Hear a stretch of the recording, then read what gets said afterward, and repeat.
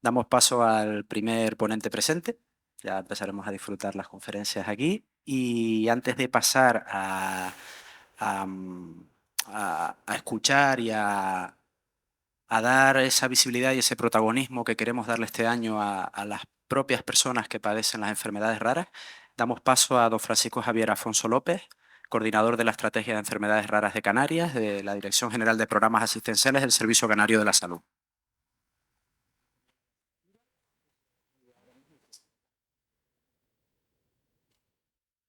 Hola, buenas tardes.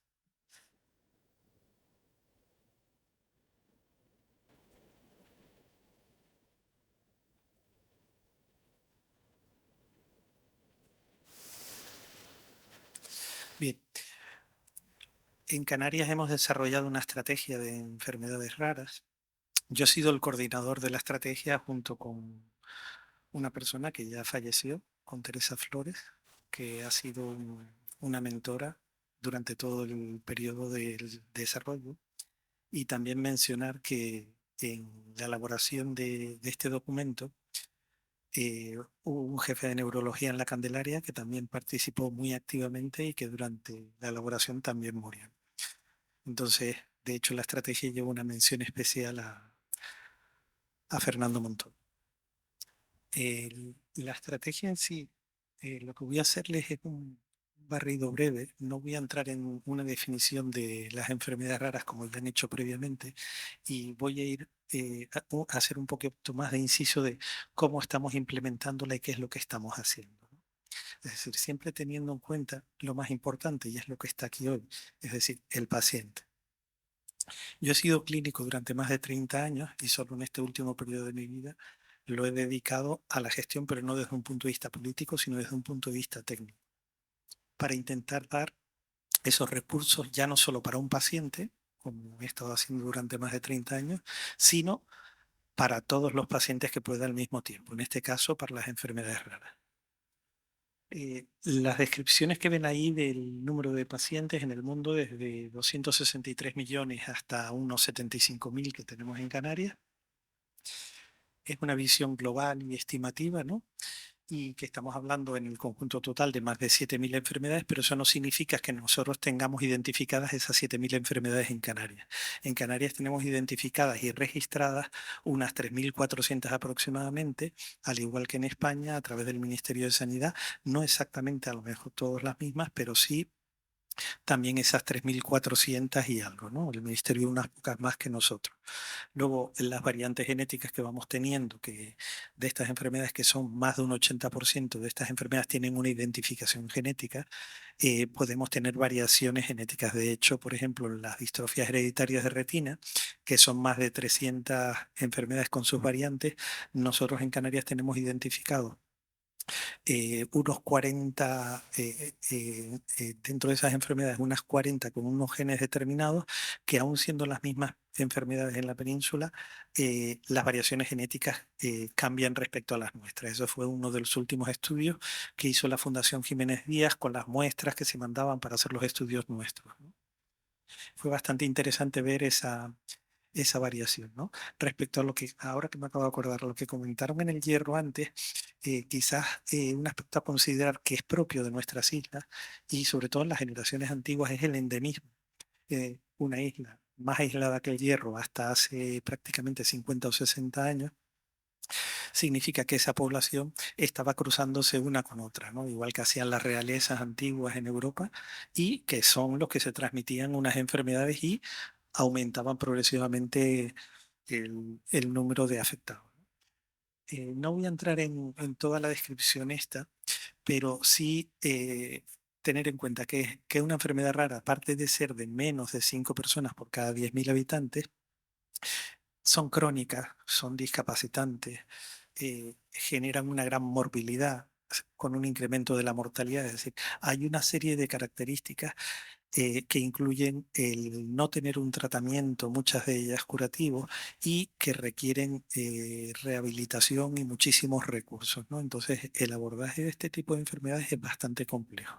Y luego, dentro de las pocas opciones que hay de tratamiento, está el hecho de que esos tratamientos son muy costosos y cuando se podrían incluso hacer investigaciones, a las empresas que podrían investigarlos no les es rentable. Es decir, me gasto 100.000 millones para obtener un beneficio de 300, pues no.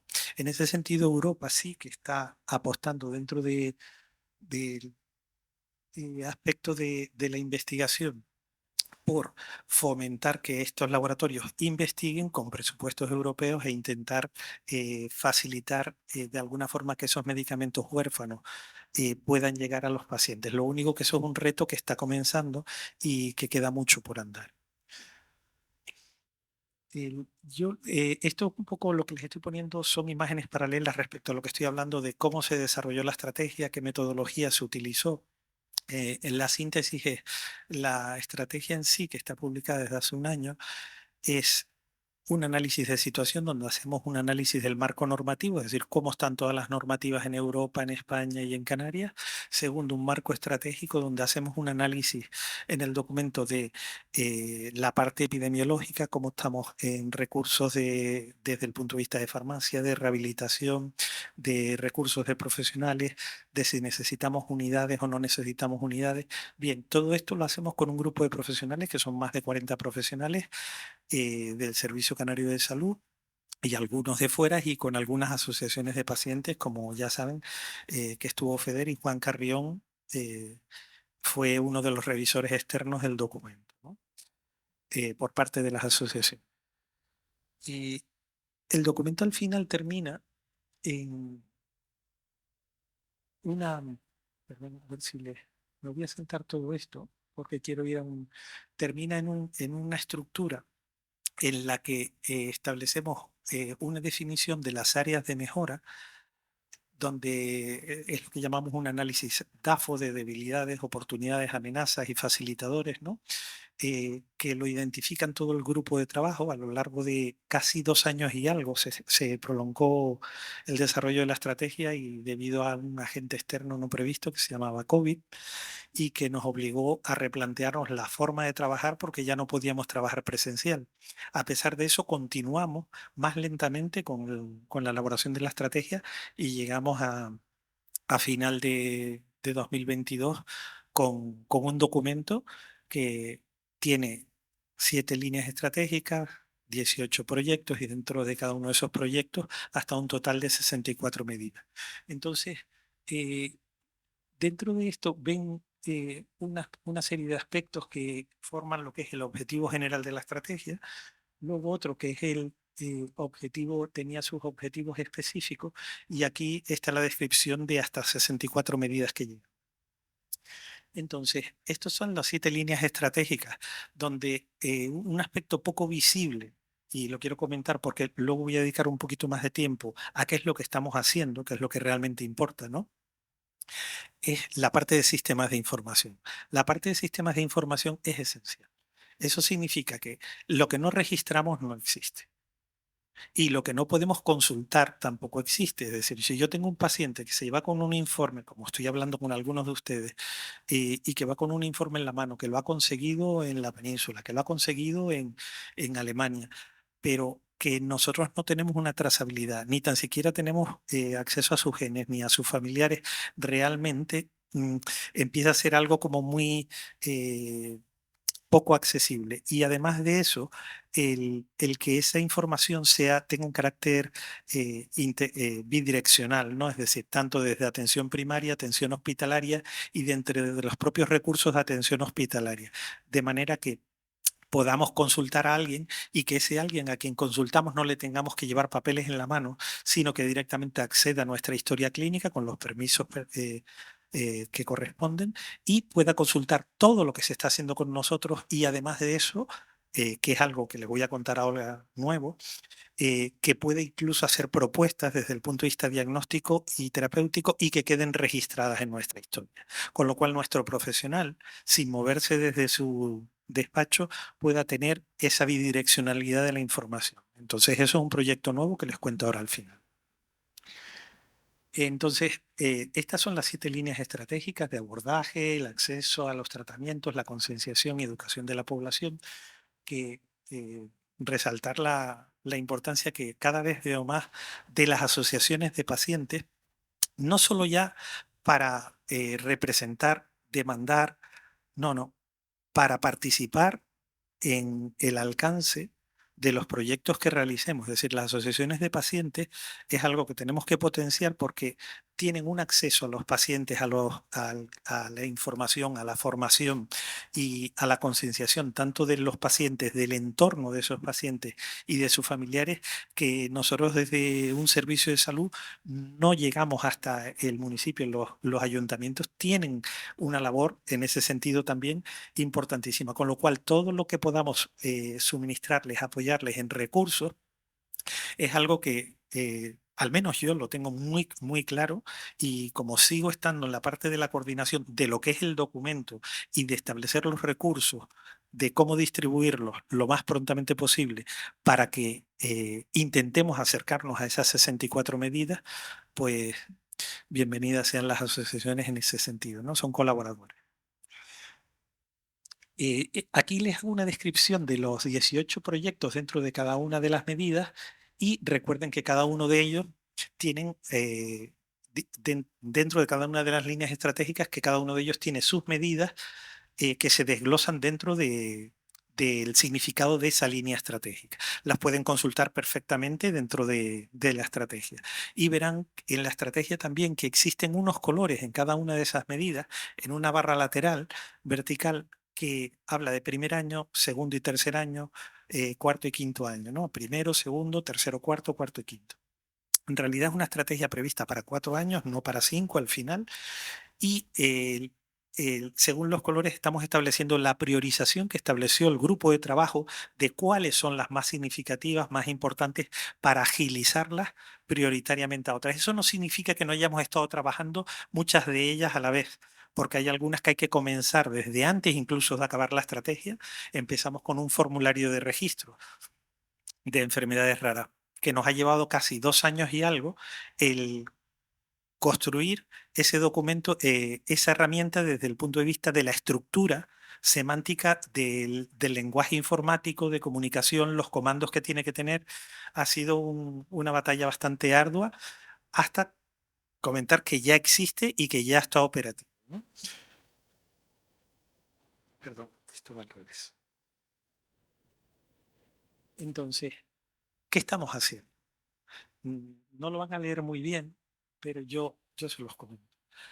Lo que tienen resaltado en negro es lo que significa cada una de las cosas que sí que estamos haciendo. Entonces, hubo que desarrollar un formulario de registro de enfermedades raras, y eso significa que es dentro de la historia clínica de cada paciente que el profesional que lo está atendiendo se plantea un diagnóstico con ese paciente y decide que ese paciente tiene una enfermedad rara, o que tiene una sospecha de que sea una enfermedad rara, que tiene el diagnóstico confirmado o no lo tiene confirmado, que tengo los códigos o no tengo los códigos de esa enfermedad, y que luego tiene unas características clínicas. Si yo he llegado al diagnóstico de ese paciente, ¿qué pruebas he utilizado? ¿Es solo historia clínica? ¿Es analítica? ¿Son pruebas genéticas? ¿Son pruebas de imagen? Sea un escáner, una resonancia, un electroencefalograma. Es decir, hay distintas fuentes por las que yo llego a un diagnóstico de una enfermedad. Llamamos raras, pero porque es más antiguo ese nombre, hablamos de poco frecuentes o enfermedades minoritarias, significan lo mismo, ¿no? Siempre es esa referencia a el número, la cronicidad y todo lo demás, ¿no? Entonces, dentro de ese formulario, que costó bastante trabajo, luego había que implementarlo, es decir, había que aplicarlo dentro de cada hospital y de cada gerencia de atención primaria, porque las historias clínicas que tienen, desde el punto de vista de informático, no son, utilizan todas un lenguaje exactamente igual, tienen comandos diferentes, aun siendo los hospitales todos trabajamos con lo que llamamos Drago, de atención hospitalaria, y atención primaria con el Drago de atención primaria, pero sin embargo no son exactamente el mismo Selene, que es la herramienta que está debajo. Y luego tenemos otro diferente, y es que el Hospital Universitario de Canarias trabaja con un sistema informático de historia clínica diferente, porque cuando se creó el hospital y desde el punto de vista de historia clínica e informática, pues utilizó otra herramienta en ese momento inicial. Entonces hay que ir creando lenguajes de comunicación entre todas esas herramientas.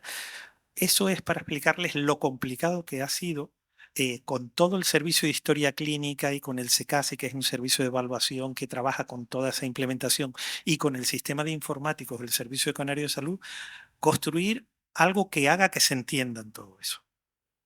Está hecho y ya se ha colgado desde el punto de vista funcional en todas las historias clínicas de todos los sistemas, tanto de LUC, de todos los hospitales de Canarias y de atención primaria. La versión de este formulario en atención primaria es un poquito diferente porque no requiere tantos recursos desde el punto de vista, por ejemplo, de los datos genéticos, aunque sí tienen acceso, si viene un familiar, como hablaba ella, que es la mamá de Noah, y viene con su informe, o alguien que viene de dentro de España o de fuera de España, ahora que somos Europa, con sus estudios ya hecho, yo como médico de atención primaria me siento, genero el formulario y escribo ahí todos los datos que me está aportando el paciente. Todos esos datos van a ir a un registro común. Eso es otra herramienta que también hemos creado, que es el registro en sí, es la base de datos donde se acumula toda esa información para que sea consultable y que sea explotable. Para eso también hemos asignado recursos a lo que es una oficina técnica a través de un concurso que ha estado trabajando en crear el lenguaje de comunicación de todos esos datos que estamos metiendo para que luego podamos explotarlos, ¿no? Entonces me preguntan, ¿cuántos pacientes tenemos de esta enfermedad con esta variación genética? Entras, solicitas esos datos y te da todos esos datos, ¿no?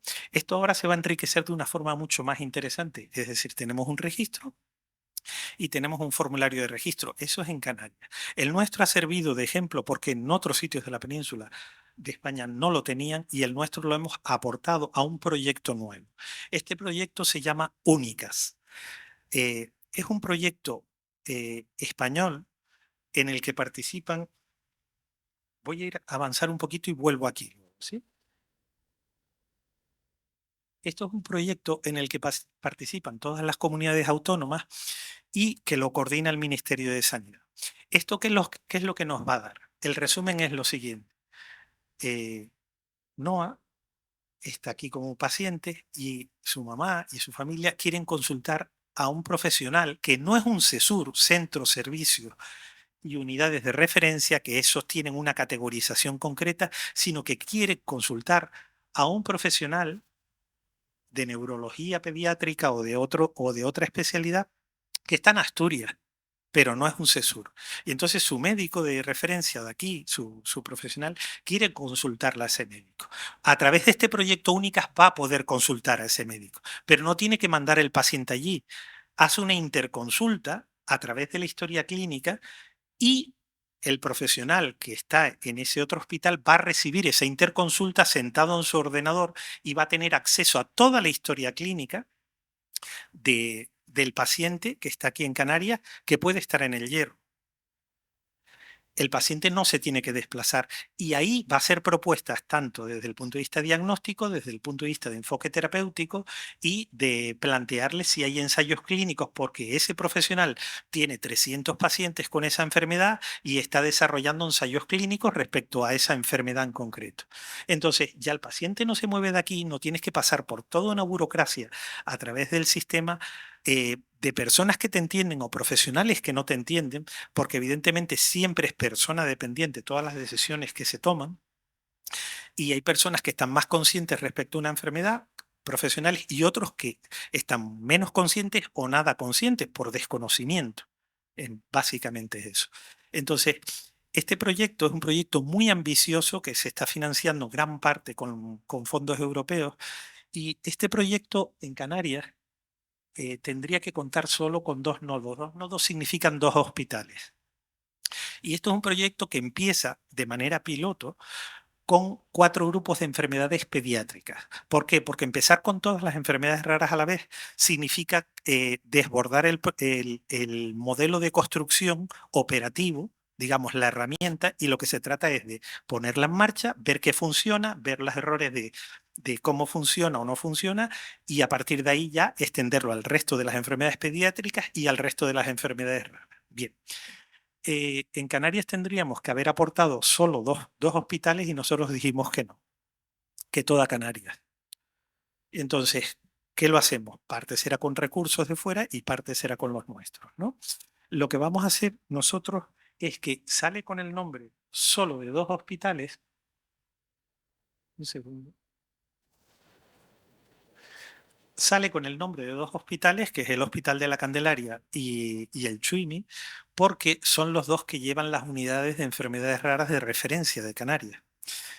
Y cada uno de ellos significa que tiene toda una provincia detrás. El desglose que lleva ese proyecto para nosotros dentro de Canarias es este. Nosotros damos los datos desde el punto de vista al proyecto de 2 nodos, que es el cómo se llaman, y el nodo central que se está construyendo a través de la Comunidad Autónoma de Cataluña y de Madrid, es la herramienta central, digamos, el software central a través del cual los software que tenemos en las comunidades autónomas, que son los nodos que estamos desarrollando, se van a comunicar. Para todo eso, que todo eso funcione, hemos necesitado dar mucha información de cómo son los comandos del servicio de radiología de la Candelaria, que es distinto al que tiene el de Luc y que es distinto al que tiene, pero claro, cada uno de ellos usa unos comandos, usa un lenguaje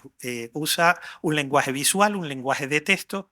Bien, pues que entiendan que todo esto se está... Ah, perdón, voy a ir rápido. Que entiendan que todo esto se está desarrollando y que va a aportarnos algo que realmente necesitamos. ¿Vale? Y esperamos que el modelo base esté operativo a principios de 2026. Es decir, es un proyecto muy ambicioso, pero que esté operativo ya el modelo base a principios de 2026. Es un reto muy grande y Europa además quiere copiarnos esto, ¿no? Por eso nos lo está financiando. Respecto al cribado de metabolopatías, eh, mm, los datos de que solo tenemos un cribado de 8 enfermedades no es correcto. Estamos en 18 genéticas y una más son 19. Eso es lo que estamos ahora y en este año esperamos llegar entre 28 y 30. Hemos desarrollado el Plan Integral de Atención Temprana, que es para el enfoque de los pacientes de menores de 6 años, con las 11 unidades de atención temprana, que se va a publicar, en el cual he participado también en la coordinación.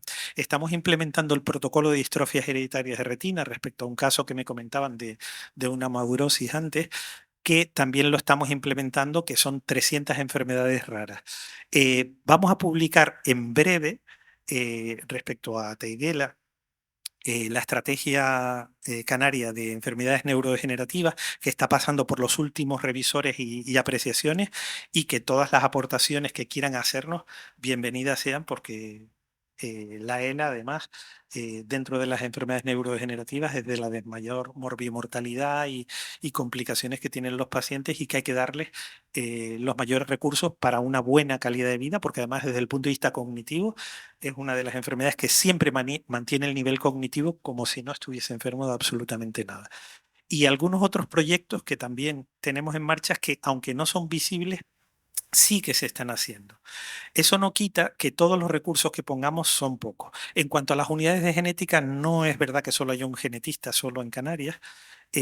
Genetista, desde el punto de vista clínico, significa que es alguien con la especialidad de genética creada oficialmente. Genética clínica, aunque no esté creada oficialmente, sí que hay personas que tienen una formación específica de posgrado, sean médicos, sean farmacéuticos, sean bioquímicos, y de algunas sean biólogos moleculares, que se forman específicamente en enfermedades raras y en genética clínica. Esas personas están trabajando. En cada uno de los hospitales de Canarias de referencia, y concretamente hay 3 unidades de genética clínica, tenemos una en el UC, tenemos otra en la Candelaria y tenemos otra en el Chuim. Hay 3 unidades de genética clínica creadas como tales y en ellas el perfil de los profesionales es un poco diferente. En la Candelaria son principalmente farmacéuticos los que han tenido una formación de posgrado. En el UC son más desde el punto de vista de bioquímica y muchos de ellos médicos, y en el CHUIME pues hay bioquímicos y hay médicos, ¿no? Cada una de ellas está coja en algo, sí, y cada una de ellas necesita algo. Todas tienen un perfil relativamente similar y todas necesitan mucho trabajo y mucha inversión. Sí se están asignando ya recursos a la unidad de genética clínica desde el punto de vista de recursos para equipamiento. También estamos precisamente ahora decidiendo recursos que ya hemos identificado para las unidades de rehabilitación y en muchos otros aspectos también. Y la última laguna, así comentar, es el gran trabajo que nos queda con la Consejería de Asuntos Sociales y con Educación. Y bueno, hay mucho más que hablar porque han sido 6 años de trabajo con esta estrategia y muchos que nos quedan. Y bienvenidas todas las opiniones que quieran dar. ¿Vale?